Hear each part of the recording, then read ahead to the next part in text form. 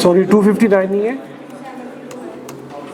2 page number 272 पे आए जी। Income 72, page number 72 इसमें page number 72 income from business.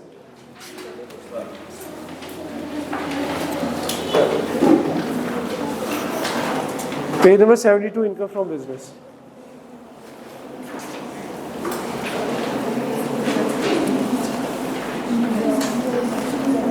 Income from business की जो आपकी वेटेज है that is around 15 to 20 marks.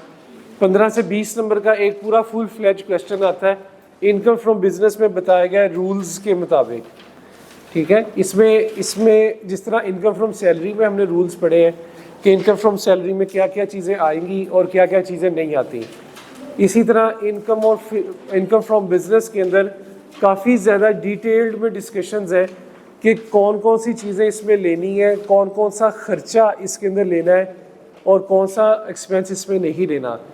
Basically अगर मैं इसमें देखूं तो इनकम फ्रॉम बिजनेस, इसकी जो इनकम है, इनकम का जो वर्ड यूज़ होता है, ये मैंने आपको क्या बताया था, इसमें क्या चीज़ें आएंगी, amount chargeable to tax, chargeable to tax, और इसमें से लेस क्या करते हैं, deductions, allowed deductions, allowed deductions.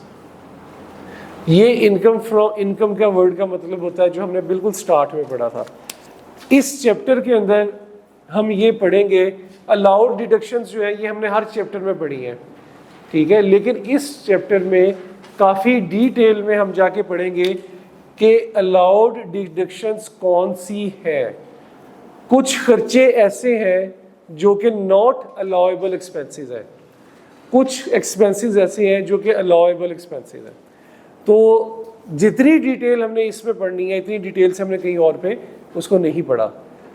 तो इस वजह से इसका जो हमें क्वेश्चन भी आता है उस क्वेश्चन में भी एक तरह से एक्सपेंसेस की वर्किंग ही होती है कि ये अलाउएबल है, ये नहीं अलाउएबल है, इसको प्लस कर दो, इसको माइनस कर दो, इसको वर्क बैक कर लो, सही है।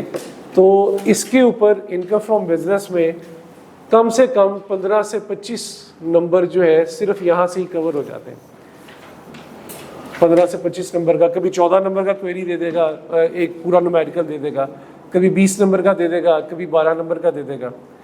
तो it's a very important topic, और ये उस तरह ही आ जाता है कि जिस तरह एक बंदा है उसकी सैलरी भी है, कभी ऐसे भी वो दे देता है कि एक पर्सन की सैलरी भी है और कारोबार भी कर रहा है, तो इनकम फ्रॉम सैलरी भी निकालना पड़ जाता है, इनकम फ्रॉम बिजनेस भी निकालना पड़।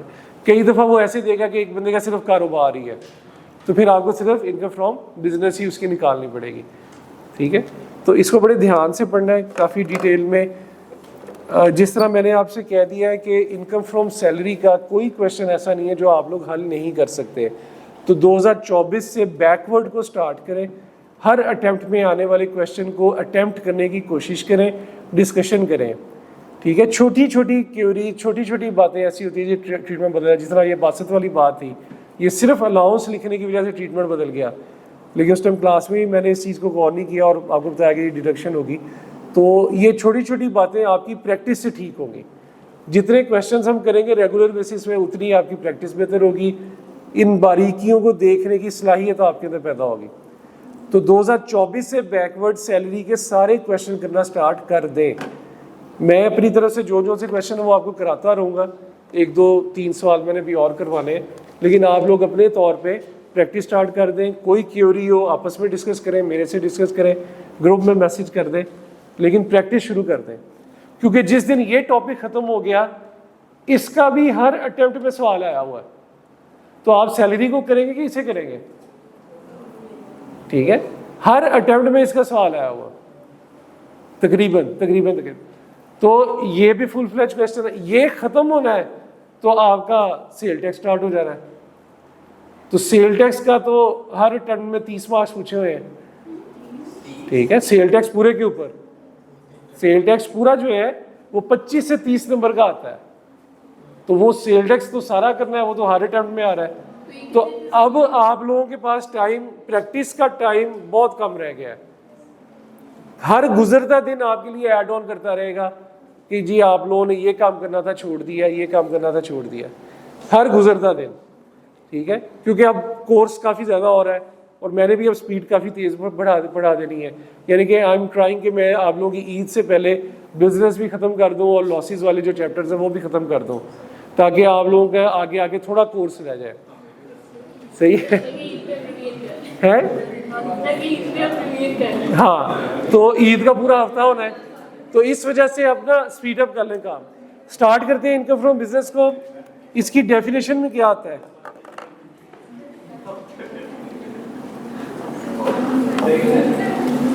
It includes any trade, commerce, manufacture, profession, vocation और एडवेंचर और concern in the nature of the trade, commerce, manufacture, profession और vocation, but does not include employment.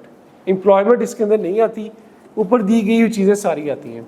Trade का क्या बता रहा हूँ, इधर ही हूँ, मैं नहीं गया कहीं पे, इधर ही खड़ा हूँ।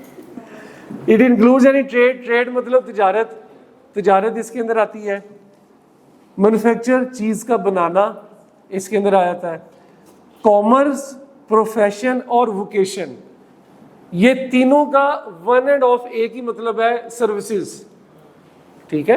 कॉमर्स, प्रोफेशन और वोकेशन, तीनों वर्ड्स तकरीबन एक ही चीज़ को रिप्रेजेंट करते हैं कि सर्विस देना नफ़े के लिए, सर्विसेज प्रोवाइड करना, सर्विस इंडस्ट्री, ठीक है।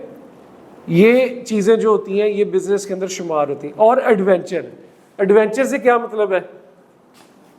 वन ऑफ एक्टिविटी भी अगर आपने की है ना अपनी हॉबी के तौर पे, तो वो भी बिजनेस है, बेशक आपने एक ही दफ़ा की है, वन ऑफ एक्टिविटी, ठीक है। तो एडवेंचर के ऊपर लिख ले एनी एक्टिविटी जो आपने वन ऑफ की है, एक दफ़ा की है, तो वो भी इसमें आएगी। मिसाल के तौर पे आपका कोई काम नहीं है जनरेटरों का, लेकिन आपने कहा कि यार जनरेटरों के रेट बड़े बढ़ रहे हैं, सही है, तो क्यों ना आज एक जनरेटर खरीद के अपने गराज में खड़ा कर दो, सही है।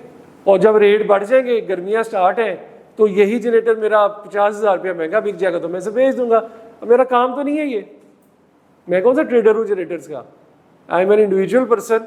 तो मैंने ये काम किया, वन ऑफ एक्टिविटी की लेके रख के खड़ा कर दिया, वो कहता है भाई जी ये भी बिजनेस है, तो सही है। तो नहीं, विजिटिंग इसमें फिर भी नहीं आएगी। प्रोफेशन, कुछ लोगों का काम ही सर्विस प्रोवाइड करना होता है, ठीक है, वो सर्विस इंडस्ट्री को उसने प्रोफेशन का। बिजनेस इज नॉट जस्ट कि चीज़ बना के दे ही जाओ, ठीक है, सर्विसेज का प्रोवाइड करना भी। आपने देखा नहीं, कंसल्टेंसी सर्विसेज दे रहे हैं कंसल्टेंट, ठीक है, तो वो प्रोफेशन है उनका। वो भी नीचे पढ़ रहे हैं ना, अभी इतनी क्या जल्दी है, अभी सारा कुछ नीचे आना है आपके पास, सही है। टॉपिक कवर होने दें, फिर जो क्यूरी होगी पूछिएगा। कंसल्टिंग सर्विसेज प्रोफेशन है आपका। ऑडिट फर्म सर्विसेज ही दे रहे हैं, क्या करते हैं? कुछ भी नहीं करते और इसके अलावा, तो दैट इज देयर बिजनेस। तो प्रोफेशन, ट्रेड और कॉमर्स, ये तीनों एक ही कैटेगरी के अंदर फॉल करते हैं। ये सारी चीज़ें जो होती हैं ये आपकी बिजनेस कहलाती हैं, लेकिन हमेशा याद रखिएगा कि बिजनेस में एम्प्लॉयमेंट नहीं आती। एम्प्लॉयमेंट किधर आती है? जहाँ पे आपका कौन सा रिलेशन होगा? एम्प्लॉय, आका गुलाम, नौकर मालिक, ठीक है, सही है। ये रिलेशन जो एग्जिस्ट करेगा वो एम्प्लॉयमेंट सैलरी में आए। The following incomes of a person for a tax year shall be chargeable to tax under the head income from business, excluding incomes covered under FTR। जो चीज़ FTR में covered है वो income from business में नहीं आएगी। हाँ, नीचे दी गई हुई चीज़ें ये सारी जो है वो business के अंदर fall करेंगी। The profit and gains of any business carried on by a person at any time in a year, business के अंदर से आने वाला profit और gain वो इसमें आएगा। Any income derived by any trade, professional or similar association from the sale of goods or provision of services to its members। किसी एसोसिएशन का, किसी एसोसिएशन का कोई भी इनकम ड्राइव करना तिजारत से, ठीक है, किसी एसोसिएशन का तिजारत करके, ट्रेड करके या प्रोफेशनल सर्विसेज दे के इनकम जनरेट करना। इसकी कोई अच्छी सी एक एग्जांपल दे दें थोड़ा सा अपने दिमागों पे जोर डाल के है। आई कैब अपने मेंबर से फीस चार्ज करता है, ठीक है। आई कैब बुक्स देता है ना, अब छोड़ दिए देना, ऑनलाइन पढ़ी है बस। अच्छा, पहले एक टाइम था कि आई कैब जो था अपनी जो बुक्स है वो सेल आउट करता होता था, ठीक है। हम जो आप जाते थे, जहाँ आपके आई कैब की बुक अवेलेबल है तो जाके पैसों की खरीदते थे। अभी भी मेरे ख्याल से हार्ड कॉपी लेनी हो तो आपको खरीद के पैसे देने पड़ेंगे उसके, हार्ड कॉपी अवेलेबल अभी भी होती है तो वो आपको पैसे देने ही पड़ते हैं उसके। ये है कि उन्होंने ऑनलाइन भी अवेलेबल कर दिए। तो किसी भी एसोसिएशन का ट्रेड से चीज़ें कमाना या अपनी सर्विसेज से पैसे कमाना, वो भी इनकम फ्रॉम बिजनेस के अंदर फॉल कर देता है। आई कैब का मेंबर से फीस लेना एनुअली, वो कोई सर्विसेज दे रहा है पूरे साल की जिसकी वो फीस लेता है, तो वो भी इसकी बिजनेस इनकम में आता है। नोट में उससे क्या बात लिखी है, for the removal of doubt it is clarified that income derived bye cooperative societies from the sale of goods, immovable property and provision of services to its member is and has always been chargeable to tax under the provision of this ordinance.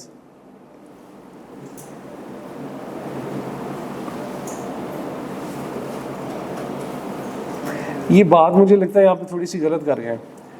It is clarified income derived by cooperative societies from the sale of goods, immovable or provision of service to its member is and has always been chargeable tax under the income of this ordinance. ये note को भी ज़रा ignore करें, ठीक है। इसको मैं आपको थोड़ी देर बाद बताऊंगा। इसके ऊपर वाली बात ठीक है, नोट को ज़रा इग्नोर करें, ये मुझे कंफर्म करनी है बात। अच्छा, थर्ड पॉइंट पे आते हैं। Any income from the hire और lease of tangible movable property, इसकी क्या एग्जाम्पल होगी?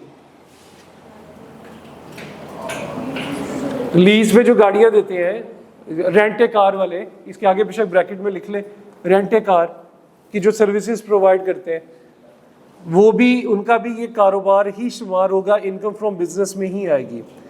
The fair market value of any benefit और perquisite whether in convertible into money और not derived by a person in the course of or by virtue of any past, present or prospective business relationship। किसी के साथ आपके कारोबारी ताल्लुकात थे और उसने आपको कोई प्रोडक्ट दे दी, तो उस प्रोडक्ट की जो फेयर मार्केट वैल्यू है वो भी आपका इनकम फ्रॉम बिजनेस में ही कंसिडर की जाएगी।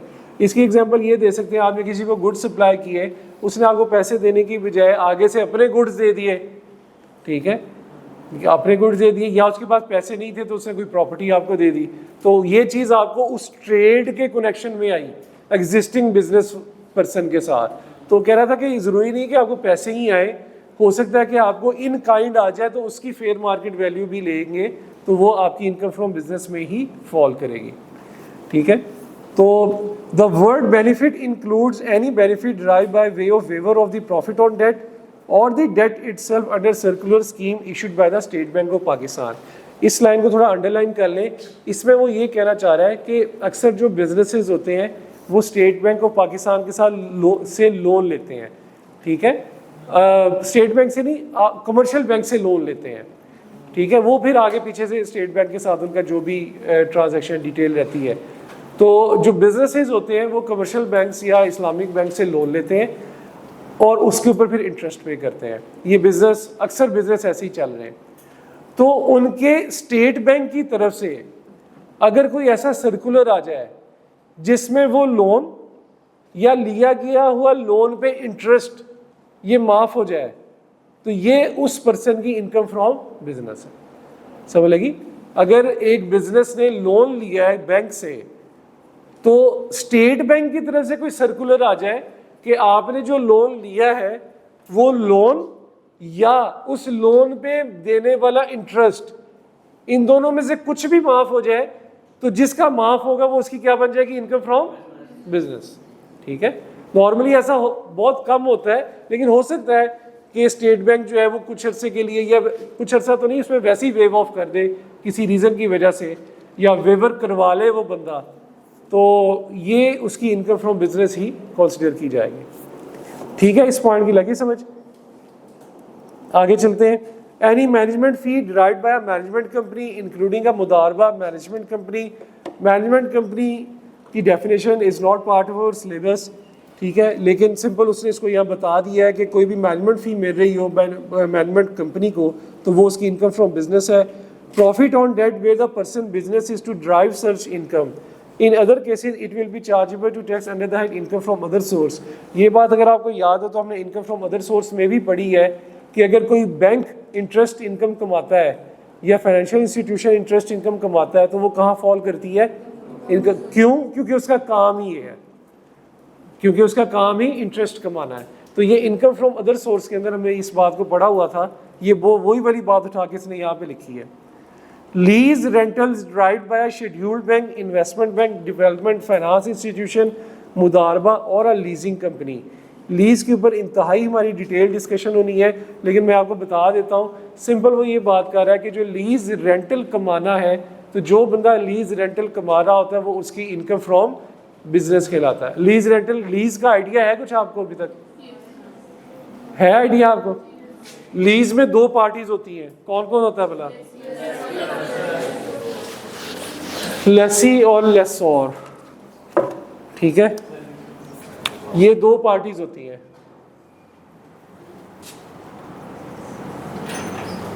रेंटल कौन पे करता है? ये इसका जो रेंटल पे करता है, तो रेंटल इसका क्या है? रेंटल क्या होगा इसका? एक्सपेंस होगा ना, तो रेंटल इसका बन जाएगा एक्सपेंस, ठीक है। जब तक रेंटल पे कर रहा है तब तक जो एसेट्स हैं वो किसकी बुक्स में आ रहे होते हैं? लेसोर की बुक्स में आ रहे होते हैं ना एसेट तो इसका है, ठीक है, तो इसकी किताब में आ रहे होते हैं। तो ये रेंटल दे रहा होता है, ये इसका खर्चा है, तो इसकी क्या बन जाती है? रेंटल, इसकी इनकम बनती है। और इसकी इनकम से क्या चीज लेस हो रही होती होगी? डेप्रिसिएशन, क्योंकि एसेट इसी किताब में आ रहा है ना, तो ये यहां पे डेप्रिसिएशन लेस करेगा, ठीक है। तो ये जो लेसोर है इसकी जो रेंटल इनकम है ये इसकी इनकम फ्रॉम बिजनेस कहलाती है टैक्स की नजर में। यहां पे लेसी का तो रेंटल एक्सपेंस सारा होता है, इसकी इनकम क्या होती है? ये बेसिकली रेवेन्यू ले लेता है, जो चीज इसने रेंट पे ली है वो आगे भेज देता है, आगे किसी को दे देता है, ठीक है। तो वहां से उसको एकदम फौरन पैसे आ जाते हैं, ठीक है, और ये आगे इसकी पेमेंट दे रहा होता है। तो ये कैसे सर्कल चल रहा होता है? तो कॉन्सेप्ट बताने का ये है कि जो रेंटल इनकम रिसीव कर रहा होता है ये उसकी इनकम फ्रॉम बिजनेस के अंदर आया था। इसको हमने काफी डिटेल में भी आगे जाके भी पढ़ना है, इसकी ट्रीटमेंट्स को, इसकी हर चीज को। तो ये यहाँ पे जस्ट बताने का मकसद ये है कि किधर गया, लीज डिराइव करता है कोई scheduled bank, investment bank, development finance institution, मुदारबा और अ लीजिंग कंपनी। तो ये उसके लिए लीज रेंटल जो होगा it will B it's income from business, ठीक है। ये चीजें उसने लिख दी हैं कि इनकम फ्रॉम बिजनेस में है। ये पॉइंट नंबर 8 को भी फॉर द टाइमिंग के लिए जरा इग्नोर करें। ये पॉइंट नंबर 8 और ऊपर दिया गया पॉइंट नंबर जो नोट है इसको ये मैं आपको बाद में क्लियर करूंगा, ये इसके साथ नहीं अभी मैंने बता रहा। अच्छा, important aspects of income from business. Income from business में क्या क्या चीजें और देखने वाली हैं? A resident person is taxed on his worldwide business income, whereas a non-resident person is liable to tax in respect of his income to the extent it is Pakistan source. ये आपने ऑलरेडी पहले पढ़ी हुई है, इसमें कोई नई बात नहीं है। Income may be recorded using the cash or accrual basis of accounting. Companies are, however, required to follow the accrual system of accounting for its business income. It's an important concept.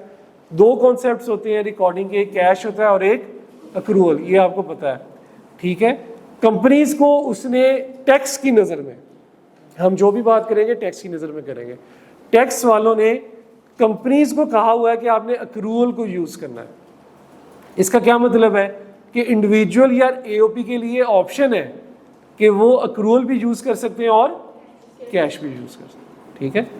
तो ये tax की नज़र में उसने option दी हुई है कि income में भी रिकॉर्डेड यूजिंग द कैश और accrual basis of accounting. Companies are, however, required to follow the accrual system of accounting for its business income. Expenditure incurred wholly or exclusively for the purpose of business is generally allowable in the tax, except for certain specific provisions of law which are discussed later in chapter. सारे expenses allow होते हैं, लेकिन कुछ not allow होंगे, वो भी हम इसके अंदर पढ़ेंगे. The profits which are taxed under section 18 are the real profits and not the notional profit. क्या मतलब है इसका? हमने ऊपर बात की थी ना कि जो profits होंगे वो टैक्स, सबसे पहला पॉइंट जो ऊपर हमने पढ़ा उसमें सबसे पहला point, the profits and gains of any business carried on by a person at any time in the year. पढ़ा है ना ये वाला पॉइंट? ये अब उसको क्लियर कर रहा है कि ऊपर दिए गए हुए मेंशन किए हुए प्रॉफिट से क्या मतलब है. वो कह रहा है ये एक्चुअल प्रॉफिट्स हैं, ना कि नोशनल प्रॉफिट्स. नोशनल प्रॉफिट्स क्या होते हैं, इसे अंडरलाइन करें नोशनल प्रॉफिट्स को. देयरफॉर से आगे उसने बताया हुआ है कि नोशनल प्रॉफिट होते क्या है. Therefore gain arising from revaluation of asset. Revaluation पढ़ी है आपने? एसेट रीवैल्यू होता है, 100 का एसेट 200 पे चला जाता है. वो कहता है कि ये नोशनल प्रॉफिट है, टैक्स इसे नहीं मानता. इट मीन्स के टैक्स के अंदर रीवैल्यूएशन का कॉन्सेप्ट नहीं होगा. इंपेयरमेंट ऑफ फिक्स एसेट पढ़ी है? इंपेयरमेंट ठीक है, क्या थी वो? Higher of, lower of recoverable amount और हायर ऑफ रिकवरेबल अमाउंट और वैल्यू इन यूज. ठीक है, तो ये कॉन्सेप्ट भी फिर टैक्स के अंदर फॉल नहीं कर रहा. इन्वेस्टमेंट्स और unrealised gain and losses arising from revaluation of foreign currencies, related debtors and creditors. Foreign currency के अंदर उतार चढ़ाव आ जाना, उसकी वजह से इनकम का बनाना. ठीक है, यानी कि फॉरेन एक्सचेंज गेन्स लॉसेस, वो भी टैक्स जो है उसको नहीं मानता. और अनरियलाइज्ड से क्या मतलब है? मिसाल के तौर पे आपने शेयर्स खरीदे थे और फलानी तारीख को शेयर्स की वैल्यू हो गई, 40 रुपए के खरीदे थे, 50 रुपए वैल्यू हो गई, लेकिन आपने अभी तक बेचा नहीं, तो क्या वो 10 रुपए पे टैक्स देंगे? नहीं देंगे. ठीक है, that is a notional profit. Actually में कब होगा? जब उसको बेचेंगे, जो हमने पढ़ा इनकम फ्रॉम कैपिटल गेन में. तो जब बेचेंगे तो वो क्या होगा? एक्चुअल प्रॉफिट, उसमें हम टैक्स देंगे. ठीक है, इसे अनरियलाइज कहते हैं. These are not the real profits and can only be taxed when they are actually realized. तो हमने इसमें क्या पढ़ा कि नोशनल प्रॉफिट्स में रीवैल्यूएशन का कॉन्सेप्ट टैक्स में नहीं है, इम्पेयरमेंट का कॉन्सेप्ट टैक्स में नहीं है, अनरियलाइज्ड गेन या प्रॉफिट्स का कॉन्सेप्ट टैक्स में नहीं है, फॉरेन एक्सचेंज गेन्स या लॉसेस का कॉन्सेप्ट टैक्स में नहीं आएगा इसके अंदर. Profits can arise only out of the trading receipts. Capital receipts are not taxable unless expressively made taxable under the income tax ordinance. Revenue receipts मतलब जो उसके रोजाना का एक काम है, रोजाना की receipts है, रोजाना के expenses हैं, उनके अंदर वो होगा. उन प्रॉफिट्स को आप टैक्स करेंगे, कैपिटल रिसीट्स को आप नहीं करेंगे. इसको भी हमने सेक्शन 21 के अंदर डिटेल में पढ़ेंगे, कैपिटल एक्सपेंसेस क्या होते हैं. Those profits and gains of a business are chargeable to tax which are carried on by the taxpayer at any time during the tax year. However, following receipts are taxable if the taxpayer does not carrying on the business during the tax year. वो कह रहा है जो भी business के जो कारोबार करते वक्त जो भी रिसीट्स आती हैं वो सारी की सारी टैक्सेबल होती हैं, लेकिन नीचे दी गई हुई जो रिसीट्स हैं वो तब भी टैक्सेबल होंगी अगर आपका बिजनेस ड्यूरिंग द ईयर नहीं चल रहा. हाउएवर, दोबारा पढ़े, following receipts are taxable if the taxpayer does not carried on business during the tax year.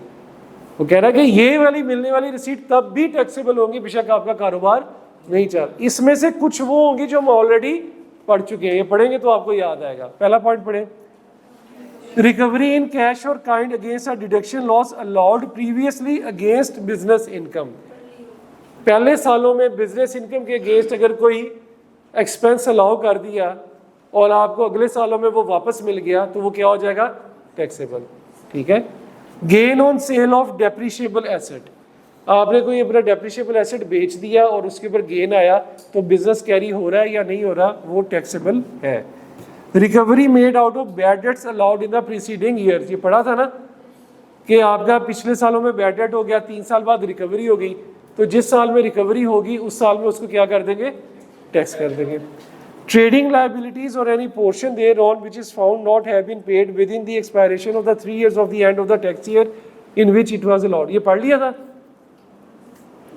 3 साल वाला।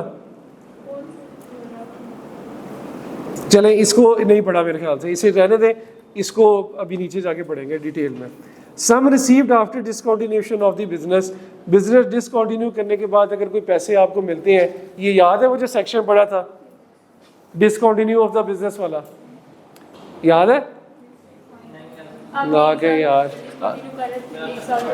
है पढ़ा हुआ है, ये आपको मैंने पढ़ाया था जब चार्जेबल टैक्स के बारे में बताया था, उसमें डिसकंटिन्यू ऑफ द बिजनेस के बारे में बताया, सेसेशन ऑफ बिजनेस का था सेक्शन, ठीक है, सेसेशन ऑफ बिजनेस का सेक्शन था, ये उसकी बात कर रहा। बहरहाल ये चीजें पीछे से लिंक कर रही हैं। कौन से बोला? Recovery made out of bad debts,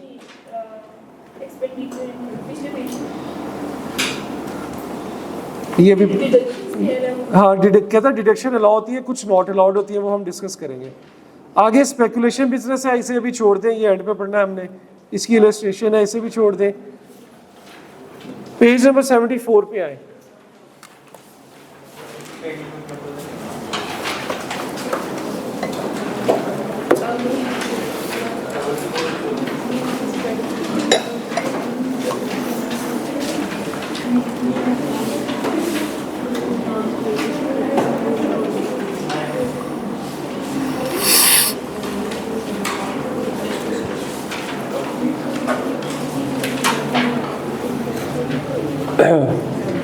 कुछ चीज़ें ऐसी होती हैं, एक बात उसने शुरू में बताई बिजनेस की डेफिनेशन में कि बिजनेस जो है एम्प्लॉयमेंट नहीं है, ठीक है, उसे डेफिनेशन दे दी और बता दिया कि business is not the employment. कई दफ़ा कन्फ्यूजन क्रिएट हो जाती है कि बिजनेस को और एम्प्लॉयमेंट में आपस में फ़र्क कैसे करें। उस कन्फ्यूजन को दूर करने के लिए 5-6 पॉइंट्स हैं, वो पॉइंट्स इधर अभी तो नहीं हम डिस्कस करेंगे, कल मैं वो पॉइंट्स आपको बताऊंगा, वो मैं आपको व्हाट्सएप कर दूंगा, ठीक है। वो 5-6 पॉइंट्स ऐसे हैं जिनको पढ़ के हमें आइडिया हो जाता है कि बिजनेस और बाकी इनकम में डिफ्रेंशिएट कैसे करना है, ताकि क्वेश्चन के दौरान में हमें कोई किसी किस्म की कन्फ्यूजन ना रहे, सही है। तो वो पॉइंट्स भी इसमें मैं देख रहा था, फिलहाल मुझे नज़र नहीं आए, लेकिन कोई मसला वाली बात नहीं, मैं कल आके आपको वो बता दूंगा। फिलहाल हम जो टॉपिक है वो स्टार्ट करते हैं डिडक्शंस नॉट अलाउड का। इनकम फ्रॉम बिजनेस के अंदर कुछ डिडक्शंस ऐसी हैं जो कि हमें खर्चे के तौर पे नॉट अलाउड है, और इसके लिए वो सेक्शन 21 को देखता है, ठीक है। और तकरीबन यही सबसे मेन इंपॉर्टेंट टॉपिक है इसका, ठीक है। इसके बाद डेप्रिसिएशन वाला आ जाता है, लेकिन this section is very important. ये इतनी दफ़ा आना कि आप लोगों ने परेशान हो जाना है कि यार इतने दफ़ा पूछते हैं इसको। सबसे पहला पॉइंट यहाँ पे जो लिखा हुआ है, याद रखिएगा, टैक्सेस 2 तरह के होते हैं, ठीक है। टैक्सेस जो होते हैं वो 2 तरह के होते हैं। एक वो टैक्सेस, नहीं डायरेक्ट इनडायरेक्ट की बात नहीं है, ये उसके भी आगे अब क्लासिफिकेशन है, ठीक है। एक वो तरह के टैक्स जो आपके प्रॉफिट्स पे लगते हैं, ठीक है। एक वो तरह के टैक्सेस जो आपके प्रॉफिट के ऊपर लगते हैं। दूसरे टैक्सेस इस तरह के होते हैं जो अदर देन प्रॉफिट्स हो, other than profits. Other than profits में क्या आ गया, मिसाल के तौर पे कस्टम ड्यूटी के ऊपर आपने टैक्स पे कर दिया, गुड्स आपने इंपोर्ट की, गुड्स आपने एक्सपोर्ट की, तो हमने पढ़ा ना इंपोर्ट के टाइम पे भी और एक्सपोर्ट के टाइम पे भी कस्टम ड्यूटी पे करते हैं, ठीक है। तो वो कस्टम ड्यूटी भी टैक्स ही है, तो ये प्रॉफिट के ऊपर तो नहीं लगा। इसी तरह आपने